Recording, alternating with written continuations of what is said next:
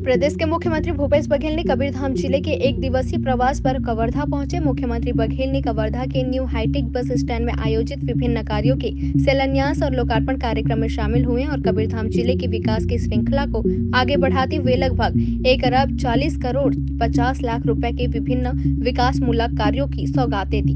इन सौगातों के साथ आदिवासी कन्या छात्रावास चिल्फी भवन निर्माण कार्य का लोकार्पण भी किया। आज कवर्धा में कांग्रेस भवन का भी लोकार्पण हुआ और आज नए बस स्टैंड का भी, पौनी परसारी का लोकार्पण, कलेक्ट्रेट में छत्तीसगढ़ महतारी की मूर्ति का अनावरण और अभी चंद्रवंशी समाज के सामाजिक सम्मेलन में सम्मिलित होने का अवसर मिला। मूलतः कवर्धा जिला किसानों का जिला है, मेहनत कश लोगों की जिला है और यहाँ के जो मेहनत कश किसान हैं उसके उपज के सम्मान यदि मिल रहा है तो कांग्रेस सरकार में मिल रहा है। सर, पिछले बार कांग्रेस ने जो वो बनाया था आपका जन घोषणा पत्र, तो इस बार भी ऐसी कोई तैयारी है क्या? इस बार भी कोई समिति बनाई जाएगी?